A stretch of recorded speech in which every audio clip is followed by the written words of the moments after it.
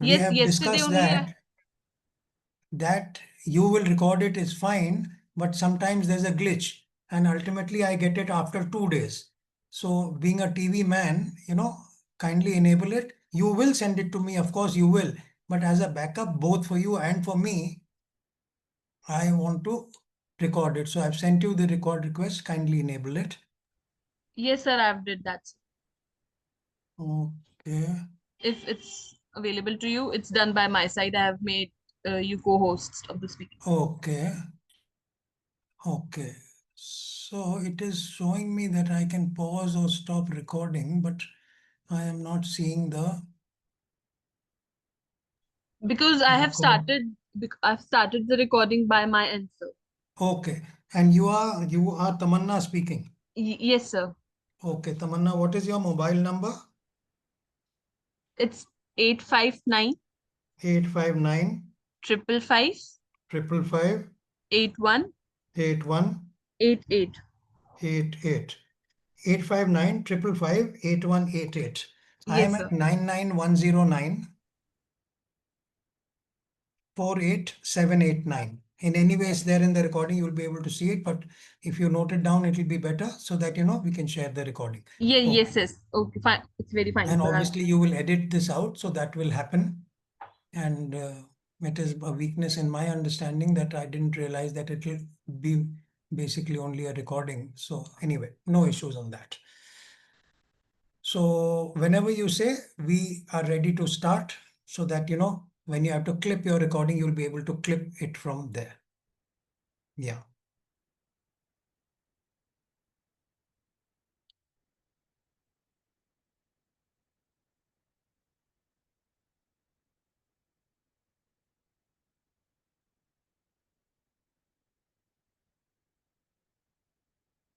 Again, the recording button is not visible to me. It is telling me the meeting is being recorded at your end. Okay.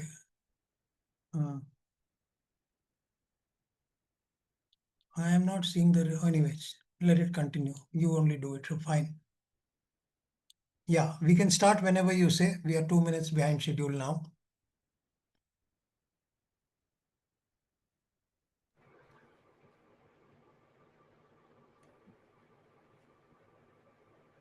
Good morning, everyone, and welcome to this pivotal session under the United Nations Human Rights Council Committee at the Chanakya Diplomatic Summit 2025, being organized by the Chanakya Policy and Research Foundation. Today, our focus is modern slavery reimagined, the issue of human trafficking in a changing globalized world. Human trafficking is not just a crime, it is one of the gravest human rights violations of our era, affecting millions across borders. With globalization, while opportunities for connectivity have grown, so too have the sophisticated networks of exploitation, from forced labor to cyber led trafficking. The challenge before the international community is to recognize trafficking not merely as a criminal justice issue, but as a multi-dimensional crisis tied to poverty, conflict, gender inequality, migration, and even emerging technologies. To guide us through the complex issue, we are privileged to have with us Brigadier Sanjay Aggarwal, sir, Sena Medal and Bar, a decorated Indian Army officer and thought leader. He has served as Security Advisor to the Ministry of Home Affairs, Advisor to the Government of Seychelles, and President of the Services Selection Board. Twice awarded by the President of India for gallantry, Brigadier Sanjay Aggarwal, sir, is also a global speaker on geopolitics, international relations, and human rights. With his unique blend of field experience, policy insight, and international engagement, he is exceptionally placed to offer us a holistic view of modern slavery and human trafficking in today's volatile global order. As we engage, let us reflect on a few key questions. How has globalization reshaped trafficking networks? What role should international institutions like the UNHRC play in protecting the most vulnerable? And importantly, How can states, civil society, and individuals reimagine solutions that go beyond enforcement, focusing instead on prevention, rehabilitation, and long term systemic change? With these thoughts, I invite Brigadier Sanjay Aggarwal sir to share his insights on the reimagined dimensions of human trafficking and the global responsibility we collectively shoulder. Sir, the floor is all yours. Thank you. Thank you, Amber. Good morning, everyone. I am delighted to be here with you, and I will share my thoughts on United Nations Human Rights Council, UNHRC, which we will refer to as the HRC, Modern Slavery Reimagined, Combating Human Trafficking in the Age of Migration and Conflict. I hope you can see the title slide that I have put on. Yes, no, please. Yes, sir, it's visible, sir. Okay, thank you. So, modern slavery is one of the most urgent human rights issues of our time. Human rights means that every person deserves freedom, dignity, and the opportunity to safely shape their own future. But for millions around, these rights are stolen through exploitation and trafficking. Together, students, let us explore how modern slavery impacts lives, why it matters to each one of us, and how youth voices like yours can truly drive change today and tomorrow when you are in positions of influence and authority. My goal in this session, therefore, is to empower you all to think constructively about creating humane, collaborative, and sustainable solutions. To raise your awareness, foster critical thinking, and inspire a collaborative, humane response. Let me start by giving you a brief overview. What is the United Nations Human Rights Council, UNHRC, which we will call the HRC? And why is this theme important today? The UNHRC is an intergovernmental body within the UN system. It is made up of about 47 member states from all regions of the world, and its principal mission is to promote and protect human rights everywhere for all people, reviewing, investigating, and addressing violations wherever they occur globally. So the UNHRC acts as a global watchdog, advising on major rights issues like freedom of expression, equality, protection from discrimination, and importantly, combating forms of exploitation such as modern slavery and human trafficking. The Council regularly evaluates the human rights records of the UN member states, makes recommendations, and drives reforms wherever required. So the theme, modern slavery in the age of migration and conflict, is critically important today as millions of people face heightened vulnerability, exacerbated due to war, displacement, economic hardship, and power imbalances. The HRC is central in mobilizing countries to collaborate, update laws, and strengthen protections to address these rapidly evolving threats. So, students, please note that with the so-called end of traditional colonialism, slavery did not end. It has also evolved and it still persists, affecting millions globally. Many believe that slavery ended with the historical abolition movements, but the reality is that it still persists, just that it is in new and often hidden forms. Today, modern slavery includes forced labor, debt bondage, sexual exploitation, trafficking. And these practices can trap everyone, men, women, and children, in cycles of abuse and vulnerability. Estimates suggest that over 40 million people are affected worldwide. Victims can be found in affluent cities, in poor slums, in war zones, refugee camps, farmlands, and factories, virtually everywhere. They are often ignored by, and they are sometimes invisible to us, the general society. Understand this. They are ignored often, and worse, they are often invisible to us, and therefore they are lacking further the rights or the protection. The social inequalities, discrimination, and crises like pandemics or armed conflicts continue to fuel the exploitation. Human traffickers take advantage of people's desperation for safety, income, dignity, and they use coercion, threats, or fraud. Recognizing and combating this evolved slavery is a pressing human rights challenge the world must face together. And you are aware of these unfolding human tragedies very starkly in the Gaza Strip of Palestine, in the Ukraine area, and some parts of Africa as well. So now, since this is your second session, I was told that you had one session which was scheduled on 11th August. I will very briefly touch upon the few points that are in the slide in front of you on the aspects of session 1, which is reimagining modern slavery in a globalized world, before I move on to session 2, which would be covered by me in detail. And there I will cover the gaps in protection, the rights, responsibility, and the implementation aspects. That is a core issue.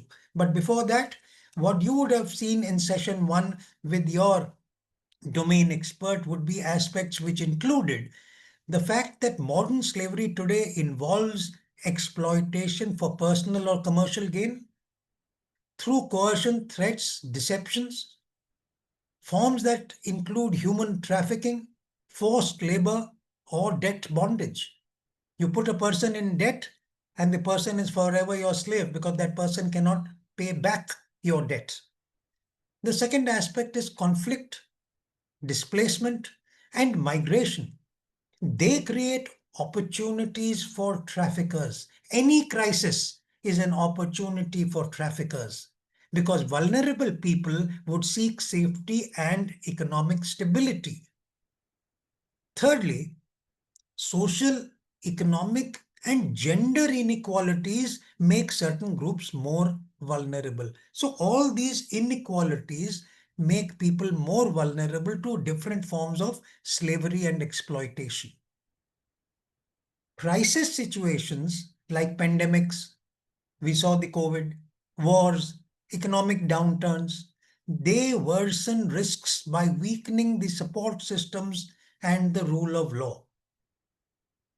And finally, I want to share with you that when you want to reimagine modern slavery in a globalized world, please understand that this involves updating our definitions of connected terms, starting with the definition of slavery, and updating and modernizing our responses to these threats, also by recognizing hidden forms of the problem and the shifting global patterns. Now, having said that, let me now move to session 2. I hope the session 2 slide is now visible to you. Yes, no, please. Yes, sir.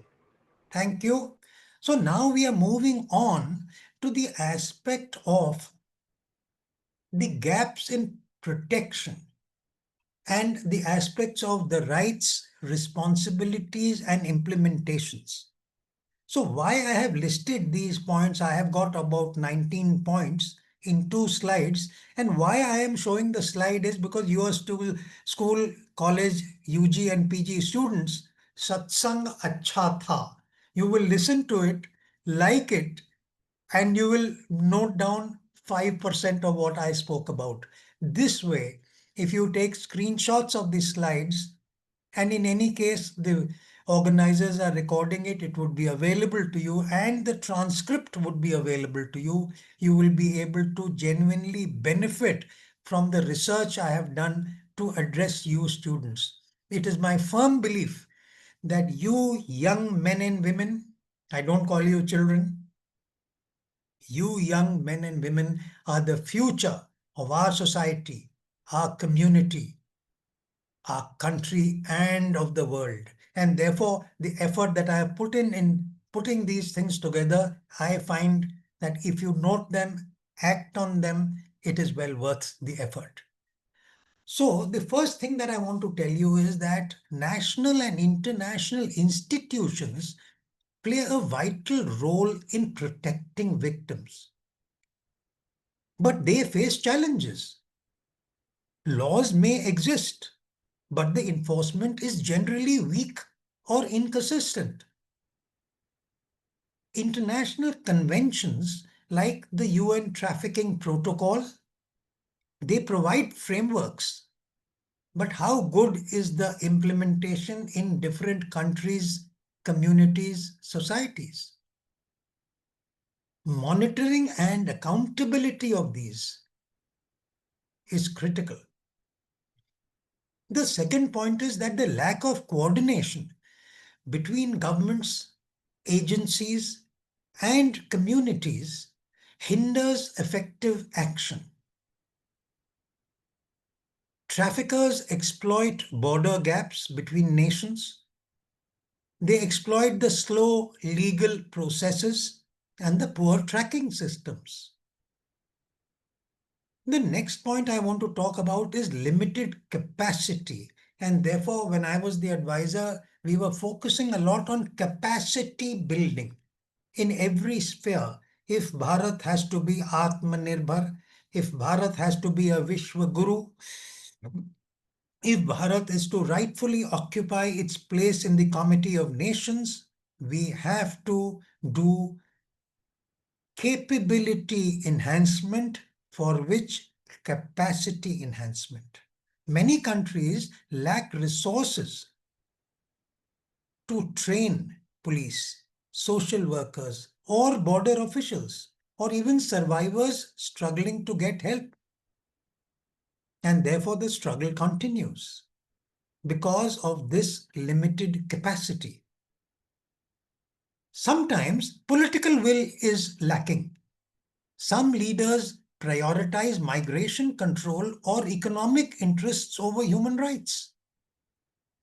See what is happening about the illegal immigration from Bangladesh into India, by the Rohingyas into India.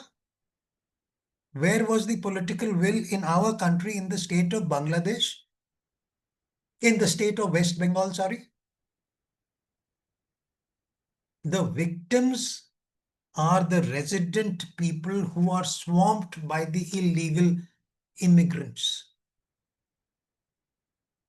And the same phenomena is happening in Europe.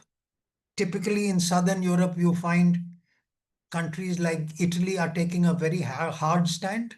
In the north, you find UK is already swamped. See Birmingham, France. There are 752 areas where there are major problems, as said by the French authorities in parliament. So the problem is that the political will is lacking. Protection should come before prosecution. And the policies must center around the victim to provide them shelter, safety, support. And not just that we punish the traffickers. It has to be a holistic, solution-oriented approach. Ethical concerns are there when border security policies or detention measures, they create new risks.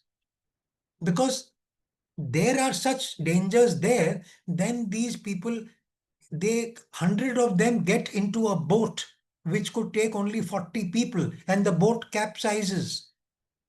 There are major problems. So new problems are being created because of enforcement of border security policies. And of course, we have a media which will highlight these things which are no fault of any government, but you are put in a bad light. So there is a problem.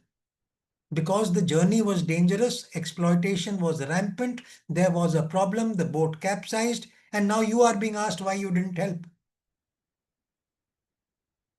Next is that ethical concerns apart, there are social norms that can perpetuate exploitation. We are stigmatizing survivors, blaming victims, or tolerating abusive work conditions. So whilst I, as a businessman, if I employ an illegal labor and I pay him half the authorized wage, I am making a quick buck. That illegal laborer has no option because that laborer doesn't have documents. But what is happening is that the problem is continuing. It has to be addressed. Why are there illegal laborers? What can we do to stop them? And providing dignity and a human outlet to holistically address the issue. Supply chains, point number 8. Companies are still relying on forced labor in production. The classic example is China. They have indentured labor from many communities, including the Muslims of Uyghur. And these forced labor made to stay together, made to work with the minimal fundamental rights available to them, lower down the cost of production. But the human cost is very high, which is why years ago, America had sanctioned this and put a ban on purchasing Chinese cotton made with indentured Uyghur labor. What is therefore required is better transparency on the part of the host country, better oversight by regulatory authorities, and accountability. The next point is about legal loopholes and inconsistent definitions. Some laws don't recognize forced marriage. Some laws don't recognize child soldiering as a crime, domestic servitude as a slavery, and therefore these inconsistent definitions and legal loopholes leave gaps in protection. The criminal justice shortcomings. They are systemic shortcomings. Corruption, slow trials, fear of retribution. If you are a witness, you will be threatened. Don't you go and give your statement. Otherwise, we will do this to you or to your family. Retribution. Inadequate reparations. And many victims never find justice or support. The next point is about prevention frameworks and survivor-centric approaches. These are still emerging. They are not settled yet. A lot more needs to be done across sectors, across countries. See the problem between Mexico and America? So it's not just the global south. It's not just the developing world. America, Mr. President Trump had said we will build a huge wall. Community level solutions are required. Local leaders, teachers, and you, the youth, can help spot warning signs, inform the relevant authorities, offer protection within the community, and build trust. And therefore, these community local leaders, their role is critical, but then they are under-resourced. They do not have adequate resources in terms of funding, influence, voice to be able to do what they know correctly needs to be done.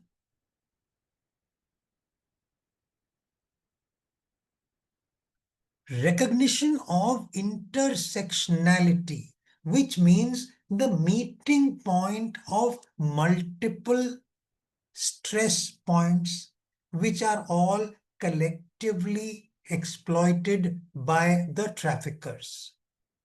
Gender, age, disability, ethnic influence, vulnerability. These are different problems which all meet at one place, which meeting point, the intersectionality, is exploited by the trafficker. This needs to be recognized by us and addressed by us. The next point I want to say is about global migration policies. They sometimes criminalize the victim instead of protecting. And I have often said this in the case of the Pakistan-sponsored terrorism in India. Often the victim is portrayed as the perpetrator. The community or that village or those people who are suffering are shown actually as the cause and the promoter of that problem. What a travesty of justice. Think about this. Firstly, you are being troubled. People in your family have been threatened. Somebody has been exploited and abused. And now you are told you are the problem for your problem, not the gunda. You are the problem for your problem.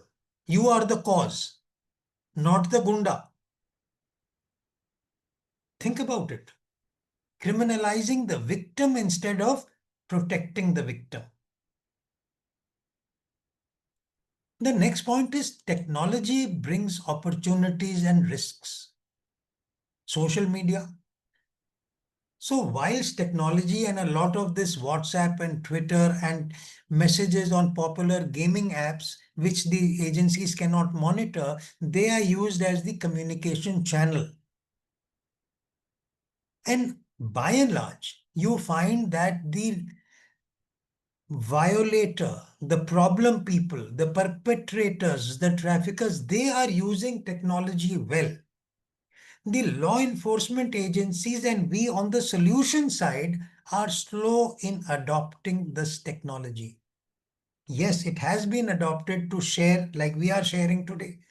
And many of you will not be able to attend physically. So there is a recording which you will be able to see, etc. So what are we doing? We are using technology to get the positive side also, to raise the awareness. Similarly, technology can be used to report the abuses as well by whistleblower policies, etc., where you are not exposed as being the person who raised the alarm rightly. The 16th point on the slide, poverty and lack of access to education. This clearly, repeatedly perpetuates and exacerbates the vulnerability of people. They are uneducated or less educated and they are poor. But they have to fill their stomach and they will do anything. This is exploited by the traffickers. So, what is the solution? We have to address the socio-economic roots of the problem. The socio-economic roots, so that basically every person gets enough to eat. I wonder how many of you are aware that we are a population in India of 140 crore people. I want you to Google so that rather than me telling you how many of us, huge number, are getting free ration from the government as a government of India policy. It is to address this problem, the socio-economic roots, so that the government is giving you certain categories free ration, certain categories subsidized ration, and all of us can go to the PDS shops, the public distribution system, ration ki dukaan. This is addressing the socio-economic roots of the problem. पर there also there is bribery. वहां पे भी गलत काम हो रहे हैं. The next point is about survivor empowerment. People who survive the human trafficking trauma, they need to be listened to. And they will help in equipping other survivors in policy reform, awareness campaigns, and helping the government create these policies, create these awareness reforms, and rehabilitation initiatives. And you will find, those of you who get into this, that cross-sector collaboration between governments, NGOs, business houses, and grassroots level communities. This cross-sector collaboration is what is needed to address what is clearly a complex, multifaceted socio-economic, political, ideological problem which has cross-border exploitation. And this reform, lastly, means systemic change. Not just new laws, but also new attitudes, social norms, and a persistent advocacy of the desired end result by all of us. It is only then that we will be able to address these gaps in protection. That is the important part here. And now coming to the last session, which was in your initial thing told to me that there would be a separate session, but I thought very briefly, like I've given you five points from my thoughts on session 1, so another 5 points on session 3, which is not my focus area, but just to complete the picture on this topic, because I've spoken on many places and in many schools and colleges on the model UN and the mock UN conferences, either as a chief guest or answering questions at the end of it for all the students, and I thoroughly enjoy it. So in your session 3 schedule, you will have this conference on 27-28 September, and there I want you on 27-28 September, which will be held. This is a prelude for that.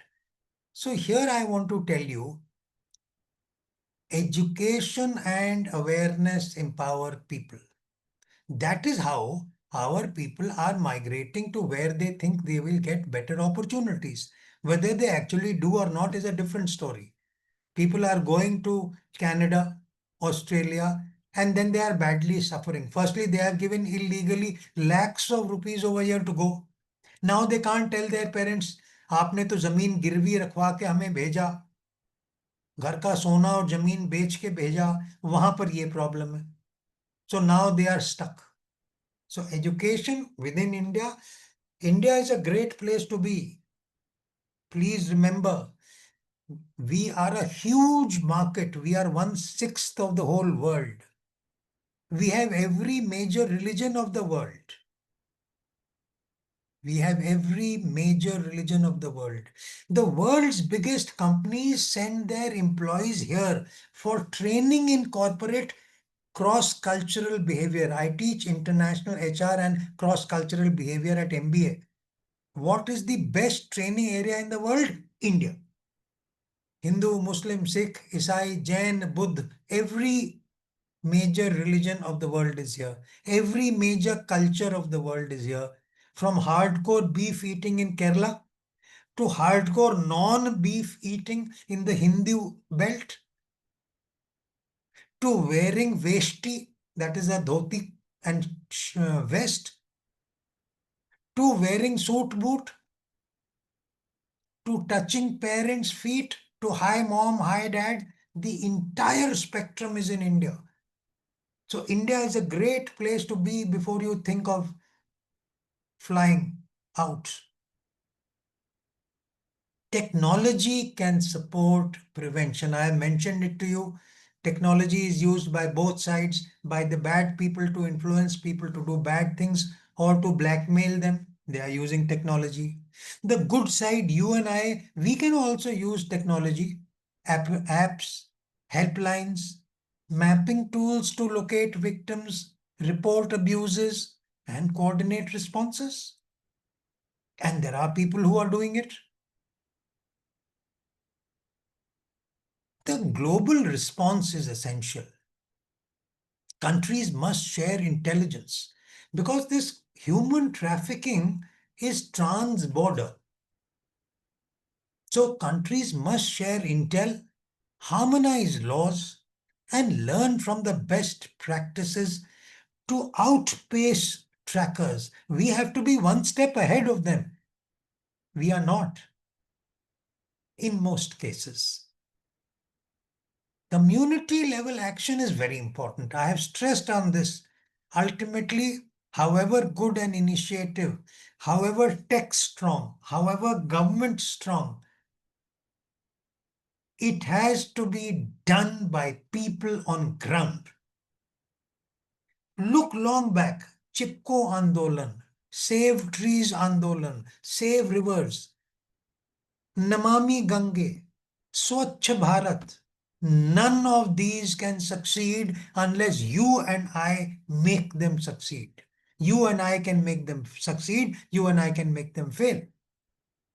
Community level action is very important.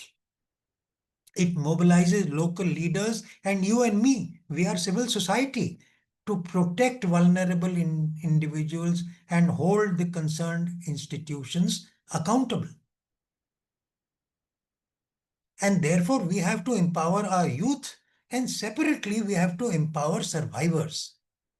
They act as advocates and agents of change, shaping strategies for the future which are holistic and compassionate. So, ladies and gentlemen, I have given you a very heavy dose.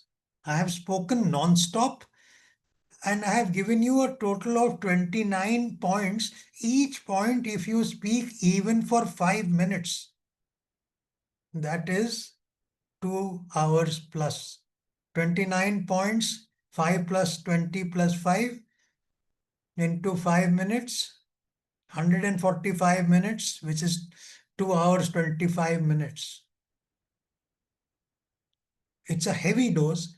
Think about it. And I'm sure in your schools, your teaching faculty and your mentors and your seniors would dwell upon these issues because I don't take these lightly. You are our future. It is for me to help you help my country, your country, our country. And therefore, to end, let me say that modern slavery is a deep-rooted global challenge. But this is a challenge that we can fight and we can overcome, we can win. I urge you students to understand that awareness, empathy, and action starts today with you. When you listen to this, absorb it, think about it, and start working. इस सपने को मैं साकार करूंगा करूंगी. Ask questions, share knowledge, and stand up for every person's right to freedom and dignity. Remind everyone that a rights-based, human-centered approach can end this exploitation, and that your young voices are essential for a just future for all of us. So thank you, everyone. It has been a pleasure sharing my thoughts with you all. You are the futures of society. And if there are any specific thoughts, comments, or questions, now is the opportunity. We will take these on. And thereafter, it is my job to wish you all the best in your endeavor and say Jai Hind to you. So now is the time if there are any thoughts, comments for your discussion or questions, anything.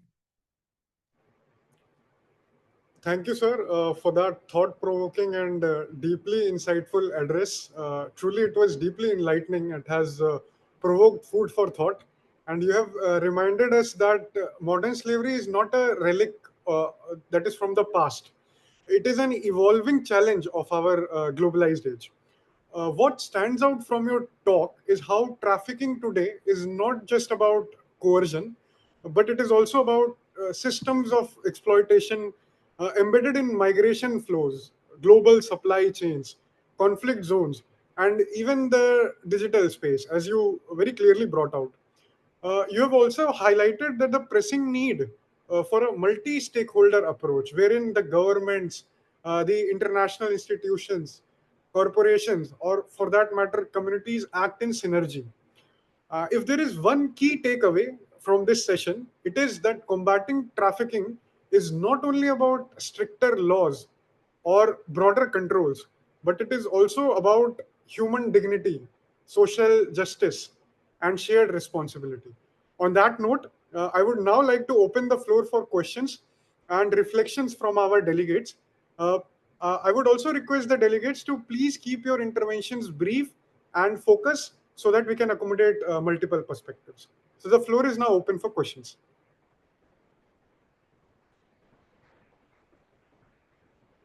Come on, somebody has to unmute Gulaya Progressive.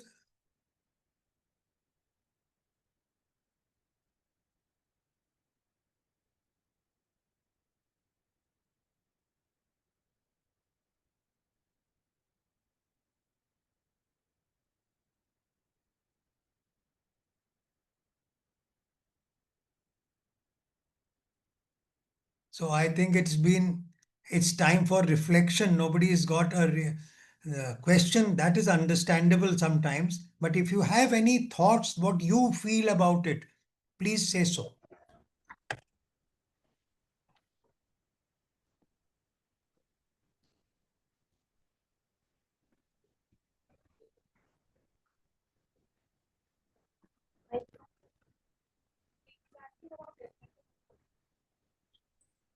So Gulaya is unmuted and I saw a teacher pointing to some student to say something. Yes, come on. Very good. I know your heartbeat is 140 right now. No issues. Please speak.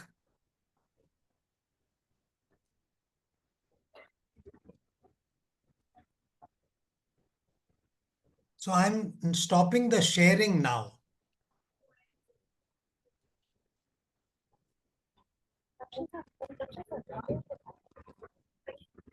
Now we can see each other better. Yes.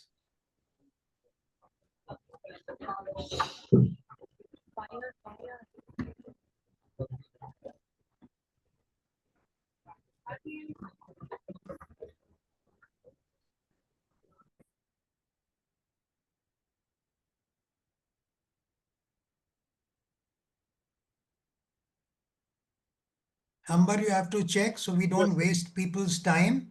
yes, right. And I if would, genuinely there is no issue to be discussed, we can terminate and end the proceedings. right, sir. I would request Gulaya Progressive Public School, if any student has any particular question or doubt, please come forward and then ask.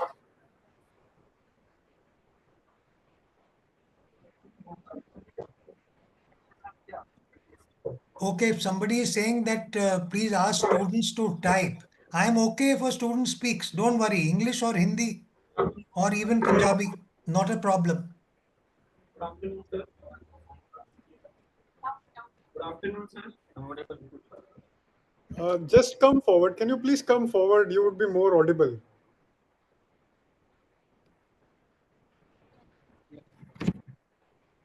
Good afternoon, sir. Good afternoon. Sir, I would like to ask if there is any human rights violation, how do we approach, which institution we should approach? Okay. So, what is your name? Sir, my name is Ayush. So, Ayush has asked a very good grassroots level question. If there is a human rights violation, which organization should we approach? Now, that is a genuine ground thing. And the answer is equally simple. You will not know And therefore you need to tell the nearest police station, police thana, or police post or police outpost. When I say you need to, you may only tell your chacha or tau or the बड़े भैया गली में आगे रहते हैं बड़े भैया आपको बता दो बड़े भैया करवा देंगे. So the aim in the community is to raise the awareness. देखो वहां ऐसा हो रहा है. And as it goes up within seconds, भैया देखो वहां ऐसा हो रहा है. So भैया will send 2 people on a bike. Somebody will tell the police. There are specialist agencies as you go up from the district. There are people from there. So you are concerned as students to inform the elders of society, number one. And number two, the police. The police knows what to do in these situations. Even a constable, if that constable doesn't know, he will ask the sub-inspector or the inspector in charge. Have I answered your question? Yes, sir. Thank you, sir. Great. Right. Sir, a question has been sent to us by a student named Bhanu, who is present over there but facing some issues with the mic. His question is, sir, in your experience, how has globalization and the rise of technology, especially the dark web and social media, reshaped the networks of human trafficking? And Say the question again. yes, sir. Sir, in your experience, how has globalization and the rise of technology, especially the dark web and social media, reshaped the networks of human trafficking? I touched upon this, and this is a specific question going into this. I am very happy that Bhanu has asked this question. How has globalization, dark web, and social media affected trafficking adversely? The point is, average people don't need to know about the dark web. But the fact is that in many top schools, the drugs which are coming in the form of candy. One place last week, the news was the drug was in the chutney. So the children are eating a patty, and to some children, he is giving that different chutney which is laced with a drug, and you are getting addicted to it without knowing that you are having a drug. So the dark web is where people are procuring things which are not available on the normal web. So dark web is a strict no-no. Computers and mobiles have options of parental control which are not known to parents but which must be exercised through the help of the dukandar, through the shopkeeper. Look, please put these kinds of parental controls on what websites can be looked at. So that is as far as websites. Second is social media. It's a boon and a bane. You require WhatsApp because your class homework or your tuition news is coming on a WhatsApp group. Last minute changes and tomorrow's schedule is coming in your school class WhatsApp group. But that WhatsApp is also creating a problem. That is where I notice my grandson is 12 years old. My children have put that you will have access to a landline phone. All news will come on the mobile phone with the parents and will be given to you. When you need to access something for homework, we will show those websites can be opened and the internet switched off. So the child cannot go, he's within those 10 open website pages which answer the question. So he comes to me. I also want to know about this aspect of music. So once I know he's at there, I'll show him, show me this instrument and let me hear the sound. How is so and so instrument different? For example, he asked me, how is tabla different from a mridang? Mridang is also like a tabla. So I had to do the internet to show him the difference in sound. How is sarod different from sitar? So the answer is you cannot do without internet. So don't deprive the child. As the child grows older, a deprived child will fall further and deeper. But teach the child responsible internet, that there is bad. So don't experiment. Don't go there. एक बार देखता तो हूं. It is too dangerous. So dark web and social media. Dark web is a strict no. Social media is use with responsibility. How responsible were we as children? So please don't be too strict with your children. But you have to explain to them. And see, in the neighborhood, this child, they were sending photos, and somebody was then trying to do a soft blackmail. No photos. Disable cameras. You went on so-and-so trip. You were jumping in the waterfall pool, and now somebody has taken your photo. Be very careful of all these things. Abroad, when we take photos as a tourist, I have to wait till there is no other tourist in the background, so that I do not inadvertently invade his or her privacy. And especially on the beach, where we are in chote kapde, short clothes. Be very careful if you are taking photographs, and also be aware if somebody else is taking photographs, actually that person might be zooming on to some other area or person of interest. So you have to grow up and be mature about it. It is dangerous. Very good question. Thank you. Right, sir, absolutely. And sir, we have one more question. Nishtha, a student of Masters in International Relations, has just typed in the chat box. Many governments Yeah, tend, I have seen it in the chat box. I will address it. right, So, Nishta, MA International Relations, many governments tend to approach trafficking largely as a law and order issue. So, I said it is much more than a law and order issue. It's a societal issue. In your view, how can we balance security measures with human rights and rehab needs? Okay. So, you are talking of trafficking. Also, we need to talk of deliberate illegal immigration. That is what India is facing also, and in much larger scale.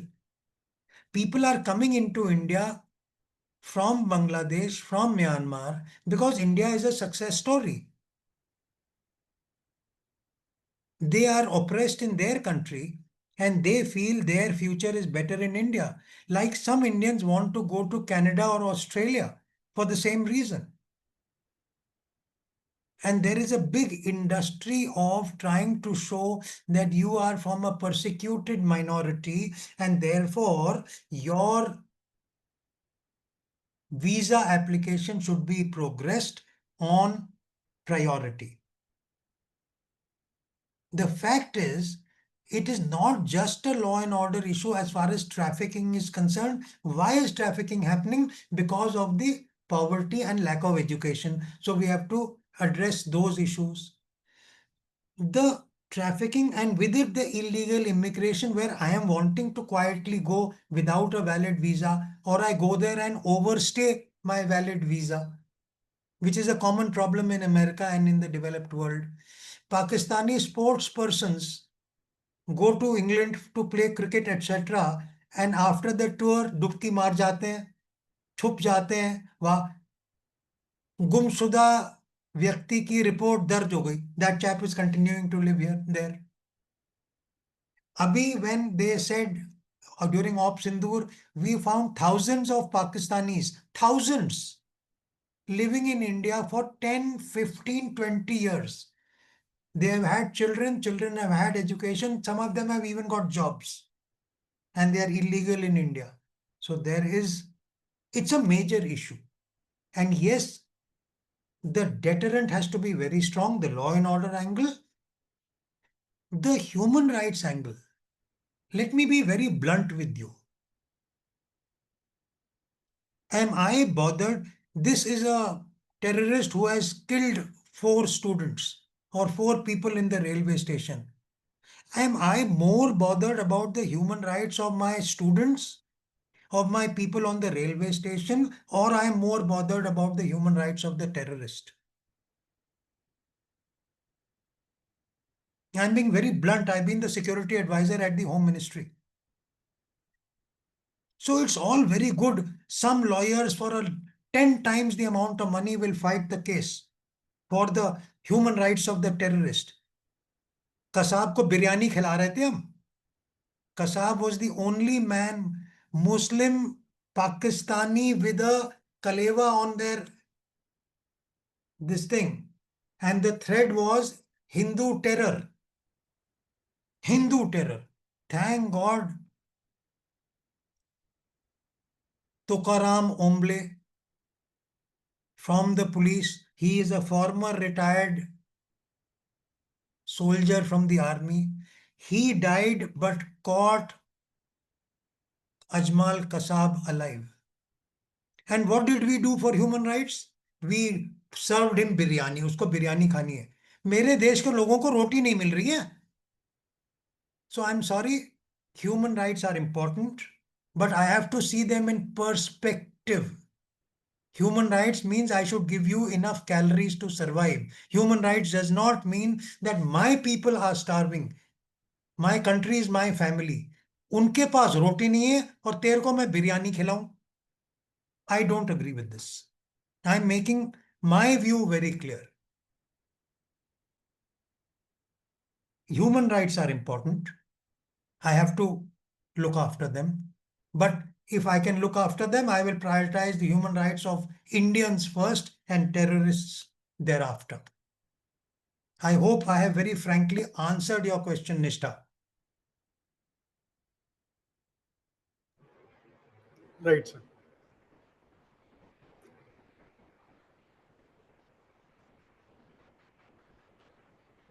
Yeah, next.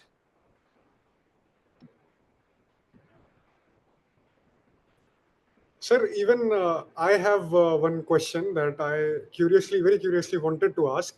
Yes. Sir, having seen conflict environments very closely, do you think wars and instability make trafficking an inevitable byproduct? Or is it more about governance failures than conflict itself? It is both. Take Ukraine.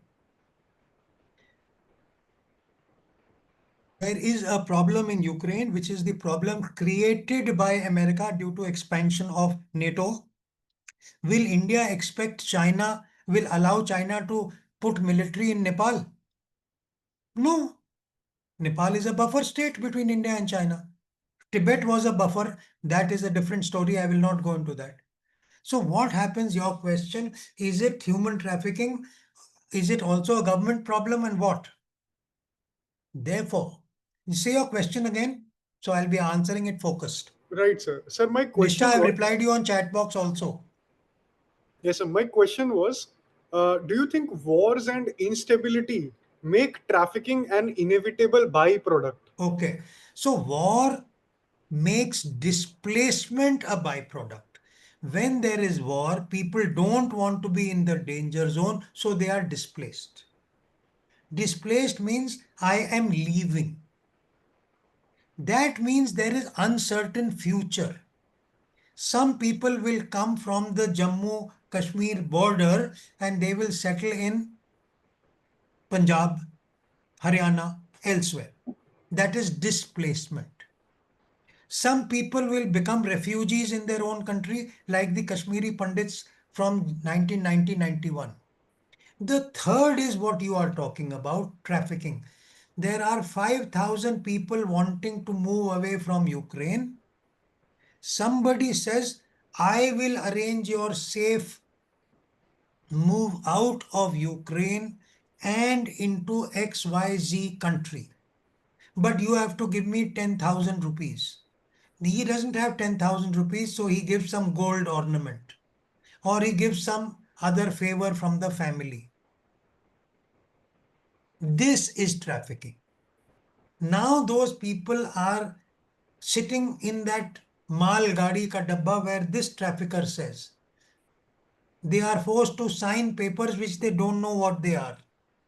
So they have been by fraud told that we will get you to safety, and in between this you have to work for us for 10 days to repay back, because our fees you have no money. So that is the start of trafficking. How much will government do, and which government? Ukraine government is not doing anything. The host country balance of EU, will they look after their own taxpayers are objecting? I am paying tax. You are using it for the rest of the country. I feel little bad, but okay. Now you are using my tax money to build a house for immigrants, illegal immigrants, or human traffickers which were caught from Bangladesh. Why my tax money? We are not that evolved that he is also or she is also a human being. So there is a problem. Which government? And when it comes to breaking rules, the same lawyers who are fighting the cases of these human trafficked people and for their human rights, how much have they contributed? Very little. The point is, look at their own houses. They are so big. Then, so human trafficking, government is a easy whipping boy. However, the problem is more complex, and sometimes if you see how Mr. Lee Kuan Yew, the Prime Minister of Singapore for 32 years, he's dead now, God bless his soul, you have to have a strong government, strong decisions.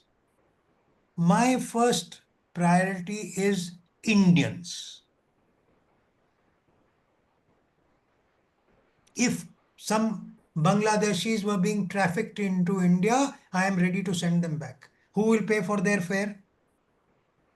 If they were 5, 10, 100, 1,000, I may say I will pay. But what if there are 1,000 every week? Who will pay their fare? Train fare. And if they are from further away than airfare, who will pay? Those are the issues. Next, please. Right, right, sir. Thank you so much, sir, for your all-encompassing perspective to my question and to all the questions that have been asked so far. These were the set of questions, sir.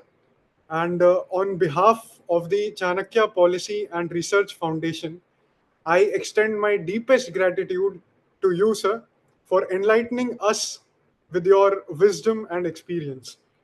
Today's session has reinforced that modern slavery and human trafficking are not just global conflicts and policy challenges, but moral questions that demand collective action. So, sir, it is our deepest gratitude to have you, sir. Thank you all, and I wish you become strong, effective people in mitigating this scourge. Thank you. Bye bye. Jai Hind.